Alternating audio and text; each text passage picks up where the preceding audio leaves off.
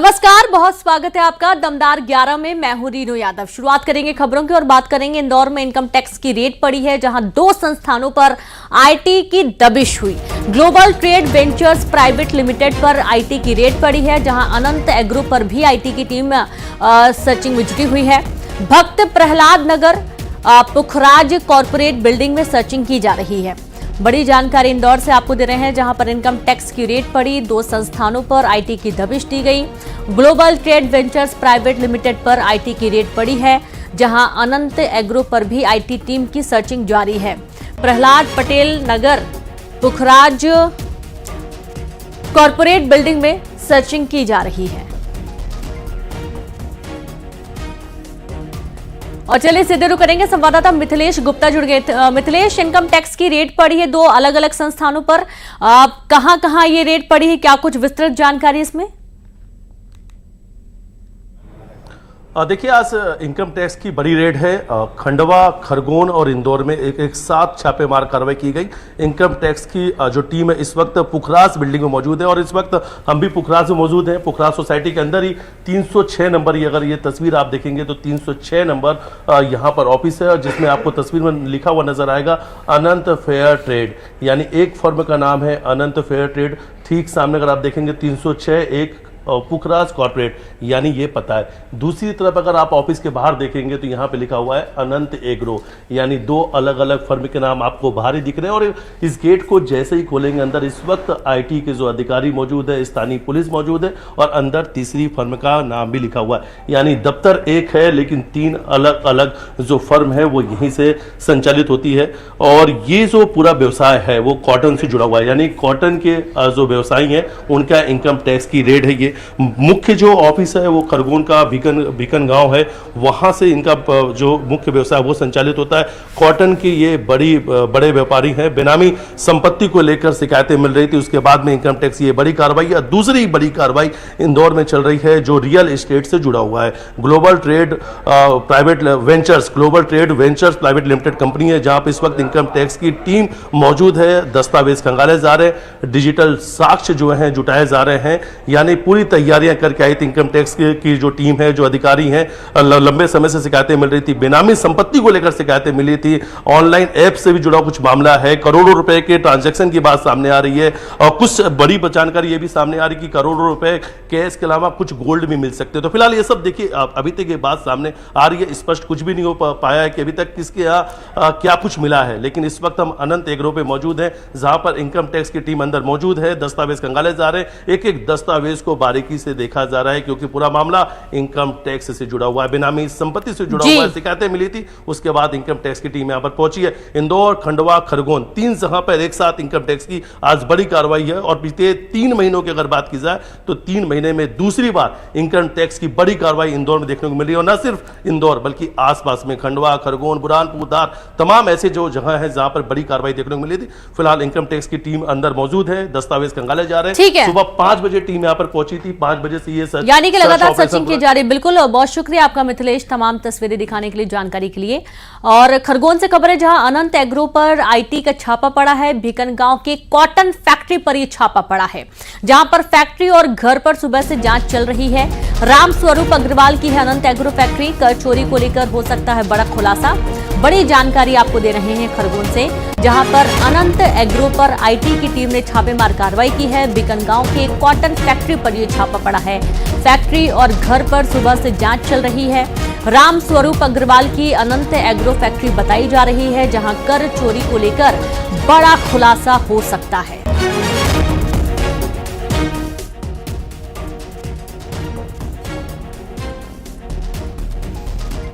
और इस वक्त की एक बहुत बड़ी खबर आ रही है, जहां अयोध्या से खबर है। अयोध्या में राम जन्मभूमि परिसर में उड़ रहे ड्रोन को सुरक्षा बलों ने मार गिराया है। ड्रोन कैमरा जन्मभूमि दर्शन मार्ग पर उड़ाया जा रहा था। पुलिस ने एंटी ड्रोन सिस्टम से उसे मार गिराया। पुलिस अब ड्रोन कैमरा उड़ाने वाले की तलाश में जुटी हुई है। ड्रोन मिलने के बाद खुफिया एजेंसी भी अलर्ट हो गई है। पुलिस ने राम जन्मभूमि थाने में अज्ञात के खिलाफ केस दर्ज कर लिया है।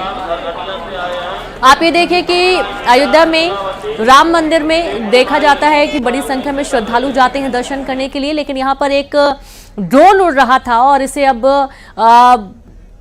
नष्ट कर दिया गया है। अयोध्या में राम जन्मभूमि परिसर में उड़ रहे ड्रोन को सुरक्षा बलों ने मार दिया है। राम मंदिर परिसर में कल देर शाम ड्रोन कैमरा गिरने से हड़कंप मच गया। मौके पर मौजूद सुरक्षा कर्मियों ने आनन फानन में ड्रोन कैमरे को अपने कब्जे में लिया और बम स्क्वाड दस्ते ने इस ड्रोन कैमरे की सघन जांच की। सब कुछ सामान्य मिलने के बाद ड्रोन कैमरे को अपने कब्जे में लिया गया है। वहीं थाना राम जन्मभूमि में अज्ञात के खिलाफ इस मामले को लेकर के प्राथमिकी दर्ज की गई है। फिलहाल ड्रोन कैमरे के मालिक की तलाश की जा रही है और राम जन्मभूमि परिसर में अवैध रूप से ड्रोन कैमरा पहुंचने पर लेकर के खुफिया एजेंसी अलर्ट है और दोषियों की तलाश कर रही है। सहयोगी सर्वेश के साथ निमित गोस्वामी, न्यूज़ 18 अयोध्या। खबर रतलाम से, जहां पर मेडिकल कॉलेज में हंगामा हुआ। डॉक्टर के साथ बदसलूकी के आरोप लगे हैं। मरीज के परिजनों पर धमकाने के आरोप लगे हैं। हादसे के मरीज को लेकर पहुंचे अस्पताल। मेडिकल कॉलेज अधीक्षक ने दर्ज करवाया केस। औद्योगिक थाना पुलिस मामले की जांच में जुट गई है। बड़ी जानकारी रतलाम से है, जहां पर मेडिकल कॉलेज में हंगामा हुआ। डॉक्टर के साथ बदसलूकी के आरोप लगे हैं। मरीज के परिजनों पर धमकाने के आरोप लगे हैं। हादसे के मरीज को लेकर पहुंचे अस्पताल, जहां मेडिकल कॉलेज अधीक्षक ने केस दर्ज करवाया है। औद्योगिक थाना पुलिस मामले की जांच में जुट गई है। बड़ी जानकारी रतलाम से। फोटो खींच के लाओ। तो एक्सरे कहाँ से लाओगे? एक्सरे कहाँ से लाओगे? आपने करवाया एक्सरे? बंद करो। हैं? गार्ड को बुला। हाँ बुलाओ, गार्ड को बुला लो। नहीं वीडियो नहीं देता, मेरी बात सुनो। वो बोल रहा बोले हम लेके नहीं आएंगे। अरे तो एक्सरे आपका है ना? नहीं वो बोल रहा बोले पुलिस केस होगा तो हम लेके आएंगे और पुलिस केस नहीं होगा तो हम नहीं लेके आएंगे। सुनो हैं, ये भैया ने ये बोला है, भैया ने ये बोला है। पहले सुनो, फोटो हैं? हमारे ग्रुप में आता है फोटो। अच्छा तो वो भैया क्यों बोल रहे बोले फोटो लेके आओ? तो फोटो तो आनी पड़ेगी ना, आपका मरीज हैं? है। धीरे बोलो, धीरे। ये आपकी आवाज है ना? अरे रुक जाओ। अरे ये यहाँ की दादागिरी मेडिकल कॉलेज की। ये देखो सब स्टूडेंट, ये नहीं भैया, ये मेडिकल कॉलेज की दादागिरी है ना। उन्होंने काफ़ी हाथापाई किया, अनाधिकृत तरीके से वीडियो बनाना, डॉक्टर्स को गालियां देना, धमकी देना, तेरे को सस्पेंड करा दूंगा और तू बाहर निकल। और वहाँ पर नर्सिंग स्टाफ और लेडीज़ डॉक्टर्स, जूनियर डॉक्टर्स, ये लोग भी थे, लेडीज़ गार्ड वगैरह भी थी, जो काफ़ी डर और सहमे हुए थे।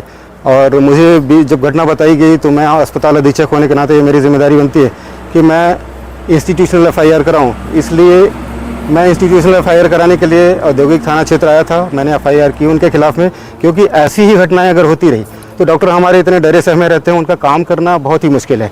और ऐसे भय युक्त वातावरण में उनके द्वारा यह कार्य किया जाना बहुत मुश्किल रहेगा। इस मैंने FIR की है और मैं चाहूँगा कि इस पर सख्त कार्रवाई होनी चाहिए, जिससे औरों को भी ये पता चले कि डॉक्टरों के साथ ऑन ड्यूटी ऐसा अभद्र व्यवहार और हाथापाई, लड़ाई झगड़े नहीं करने चाहिए। और सीधे रुक करेंगे संवाददाता सुधीर जैन जुड़ गए। सुधीर, दोनों ही पक्ष एक दूसरे पर आरोप लगा रहे हैं, धमकाने का आरोप लगा रहे हैं। ये विवाद शुरू कहां से हुआ? देखिए, एक्सीडेंट का केस था। दो बाइकों की भिड़ंत के बाद जब परिजन अपने पेशेंट को लेकर मेडिकल कॉलेज पहुंचे थे तो इसी दौरान डॉक्टर ने ये कहा कि आप जो पेशेंट है इसका एक्सरे लेके आइए। तो परिजन ने कहा कि ये हमारा काम नहीं है, ये आप लेके आइए। तो इसी बात को लेकर दोनों के बीच में कहासुनी हो गई और बात जो है झूमा झटकी तक के आप पहुंची। वीडियो में साफ तौर पर देखा जा सकता है। कई बार होता है कि अपने प्रिय को स्टेचर पर तड़पता देखकर कई बार परिजन आपा खो देते हैं, लेकिन डॉक्टर्स को भी चाहिए कि हर छोटे छोटे मामलों में FIR करने से बचना चाहिए। उसके बाद जो है मामले ने तूल पकड़ लिया, थोड़ा बहुत हंगामा हुआ। उसके बाद डॉक्टर्स ने रात 2 बजे जाके करीब मरीज के परिजन के खिलाफ FIR दर्ज करवाई है। एक शख्स के खिलाफ इसमें FIR दर्ज की गई और हंगामा के बाद जो है अब तस्वीर बदलने की उम्मीद है, क्योंकि इसके पहले भी यहाँ डीन की पिटाई हो चुकी है, रैगिंग के मामले सामने आ चुके हैं और अब डॉक्टर के साथ में बदसलूकी की जा रही है, तोड़फोड़ और मारपीट जैसे मामले यहाँ पे सामने आ रहे हैं। तो अब देखना यह है कि जो मेडिकल कॉलेज के जिम्मेदार है किस तरह का एक्शन लेते हैं इस तरह की घटनाओं को रोकने के लिए। जी बिल्कुल, बहुत शुक्रिया आपका सुधीर तमाम जानकारी देने के लिए। और इस तरीके से अब देखना यही है कि आगे क्या कोई एक्शन इस पर लिया जाता है। आगे बात करेंगे काले धन के कुबेर सौरभ शर्मा से अब DRI की टीम भी पूछताछ करेगी। DRI की टीम सौरभ के अलावा उसके सहयोगी चेतन और शरद से भी पूछताछ कर सकती है। फिलहाल तीनों जेल में बंद हैं और ये कहा जा रहा है कि DRI की टीम जेल में इन तीनों से पूछताछ करेगी। दरअसल सौरभ ने काले धन को छुपाने के लिए एक बड़ा हिस्सा सोने में निवेश किया था। छापे में करोड़ों के कैश के अलावा 52 किलो सोना मिला था और ऐसे में डीआरआई सोने और कैश को लेकर पूछताछ करेगी।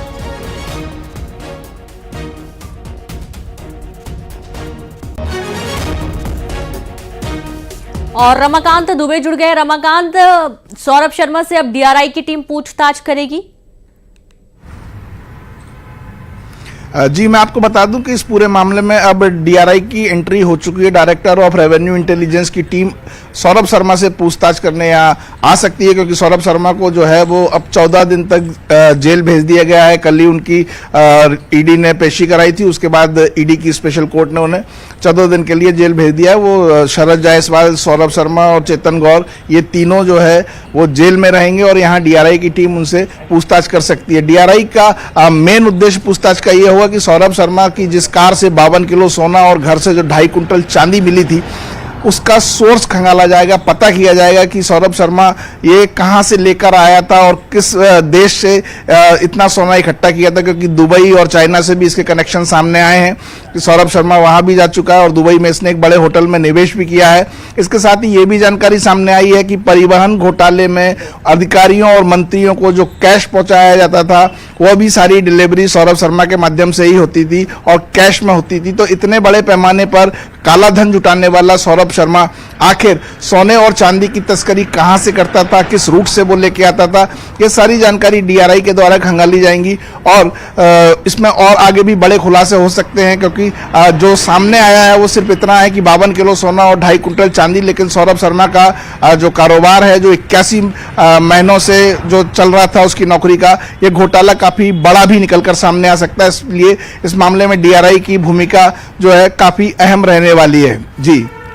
जी बिल्कुल, बहुत शुक्रिया आपका जानकारी के लिए रमाकांत। और इस तरीके से जो डीआरआई की भूमिका है वो वाकई में अब देखना होगा कि क्या कुछ और खुलासे हो सकते हैं। एमपी में आज शहर शहर रफ्तार का कहर देखने को मिला, जहां भिंड में तेज रफ्तार ट्रक ने कार को टक्कर मार दी और हादसे में 7 लोगों की मौत हो गई।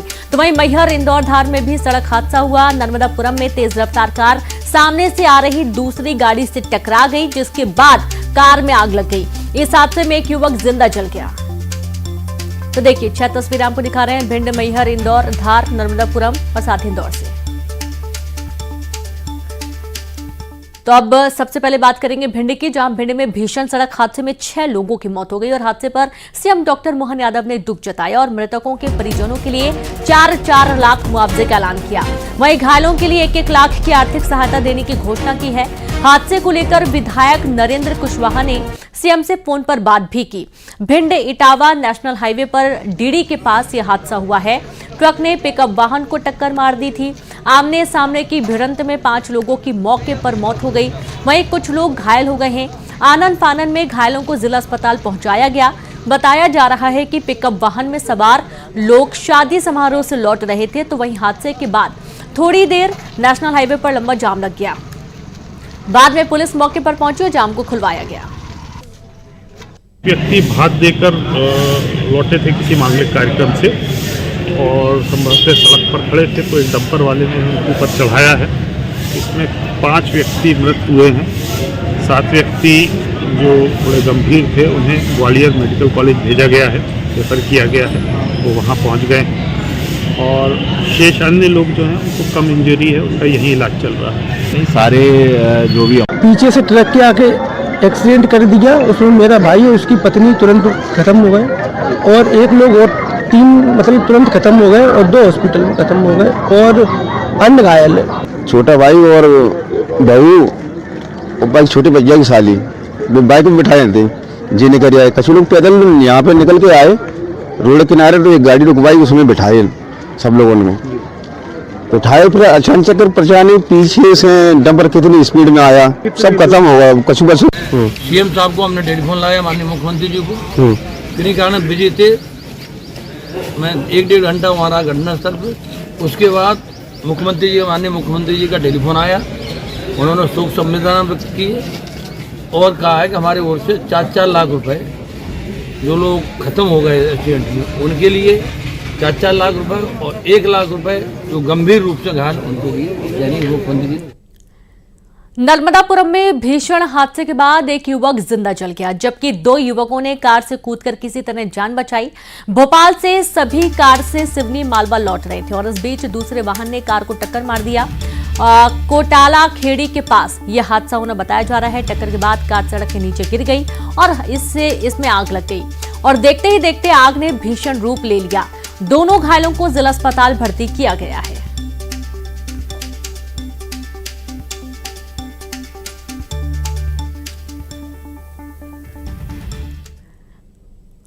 तो वहीं शिवपुरी में चलते ट्रक में अचानक से आग लग गई और आग लगने के बाद ट्रक पूरी तरह जलकर खाक हो गया। सिल्लापुर तिराहे के पास की घटना बताई जा रही है, जहां ट्रक में पपीता लदा हुआ था और हादसे के बाद ट्रक के ड्राइवर ने किसी तरह कूदकर अपनी जान बचाई। बाद में दमकल ने आग पर काबू पाया, लेकिन ट्रक और पपीता दोनों जलकर खाक हो गए। बड़ी खबर आपको दे रहे हैं शिवपुरी से। चलते ट्रक में अचानक से आग लग गई और आग लगने के बाद ट्रक पूरी तरह जलकर खाक हो गया।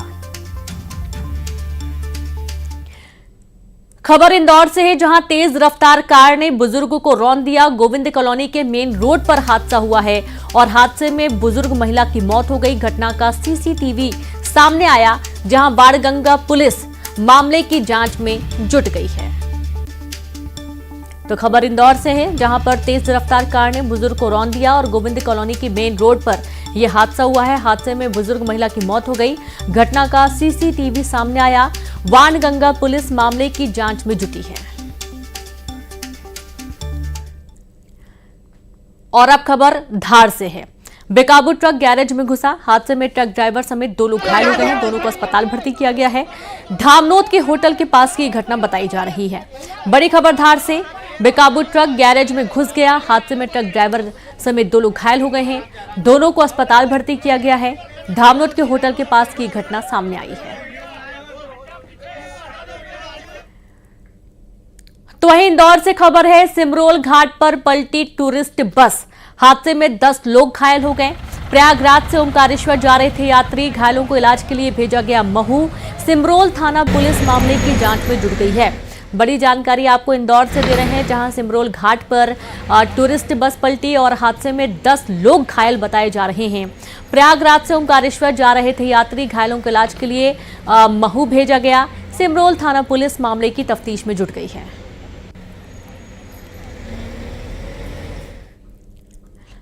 और अब खबर है ग्वालियर से, जहां पर एमए के छात्र को गोली लगी। चलती बाइक पर पीठ में गोली लगने का मामला है।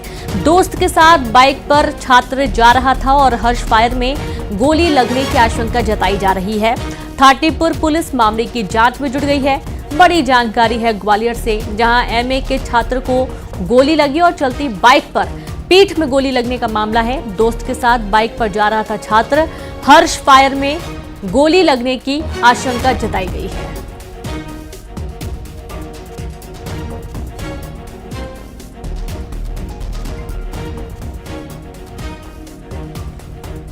और अब भोपाल से खबर है, जहां पर जीआईएस से पहले सीएम का बड़ा फैसला।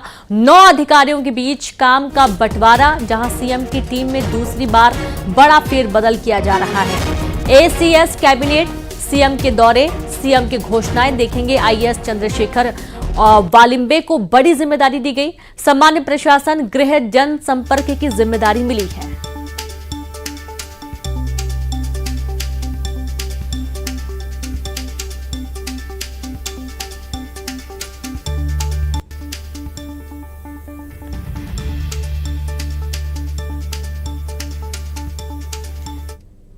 रीवा रेलवे स्टेशन पर हालात सामान्य नजर आ रहे हैं, जहां महाकुंभ जाने वाले यात्रियों की संख्या कम हो गई है। स्टेशन पर भीड़ जैसे हालात नहीं हैं और अब देखा यह जा रहा है कि बहुत ही कम लोग हैं जो कि अब कुंभ में जाने की तैयारी कर रहे हैं, यानी कि कुंभ जा रहे हैं। पहले देखा जा रहा था कि रीवा, सतना, कटनी आसपास भारी संख्या में जो श्रद्धालु हैं वो स्टेशनों पर नजर आ रहे थे, लेकिन अब रेलवे स्टेशन की तस्वीर आप देखिए, पूरा खाली ये रेलवे स्टेशन नजर आ रहा है। अमूमन कुछ ही यात्री यहाँ पर मौजूद हैं जो कि कहीं और जाने की तैयारी में हैं और अब धीरे धीरे भीड़ जो है वो कम होती जा रही है। हालांकि शिवरात्रि तक भीड़ बने रहने के आसार बने हुए हैं प्रयागराज में, लेकिन अभी फिलहाल ये रीवा के रेलवे स्टेशन की तस्वीरें आपके सामने हैं। ठीक इसी तरीके से सतना में भी रेलवे स्टेशन पर आज हालात सामान्य हैं। महाकुंभ जाने वाले यात्री आज प्लेटफॉर्म पर नहीं दिखाई दे रहे हैं। इसके अलावा प्रयागराज से इटारसी जाने वाली स्पेशल ट्रेन भी कम दिख रही है। सतना में सड़क मार्ग में भी किसी तरह की जाम की स्थिति नहीं है, यानी कि जो रूट है वो बिल्कुल खाली है। और ये देखिए, ये सतना के रेलवे स्टेशन की तस्वीरें आपके सामने हैं, जहां पर पूरा रेलवे स्टेशन खाली नजर आ रहा है। ये प्लेटफॉर्म नंबर 2 आप देख पा रहे हैं, जहां पर प्लेटफॉर्म पर किसी भी तरीके से यात्रियों की ज्यादा भीड़ नजर नहीं आ रही है। और अब खबर है जबलपुर से, जहां स्टेशन पर स्थिति सामान्य दिखाई दे रही है। कुछ दिन पहले देखा जा रहा था कि यहां पर भारी संख्या में जो यात्री हैं वो मौजूद रहते थे, लेकिन अब यात्रियों की संख्या में भारी कमी आई है। स्टेशन पर कोई भी यात्रियों की भीड़ नहीं है। रेलवे पुलिस स्टेशन सतर्क नजर आ रही है। और चलिए अब आपको सीधे लेकर चलेंगे कनाडा के टोरंटो, जहां पर एक प्लेन लैंडिंग के दौरान क्रैश हो गया और इसके बाद वहां पर हड़कंप की स्थिति बन गई। बताया जा रहा है कि एयरपोर्ट पर विमान उतरते समय फिसलकर पलट गया। विमान में 76 यात्री और चालक दल के 4 सदस्य सवार थे। घटना स्थल से आए वीडियो में दुर्घटनाग्रस्त विमान को बर्फीली सतह पर उल्टा पड़ा दिखाई दिया गया। हादसे के बाद यात्रियों को तुरंत बाहर निकाला गया। 18 यात्री घायल हुए हैं, 2 की हालत काफी गंभीर बनी हुई है और बाकी यात्रियों को सुरक्षित बाहर निकाला गया। तस्वीरें आप देखिए, ऐसा लग रहा है मानी कि कोई खिलौना है और वो बर्फीली सतह पर पलटा हुआ है। लेकिन आप देखिए कि कनाडा की टोरंटो की तस्वीरें हैं, जहां पर एक प्लेन लैंड होने के दौरान क्रैश हो गया। और इसी के साथ दमदार 11 में इतना ही। नमस्कार।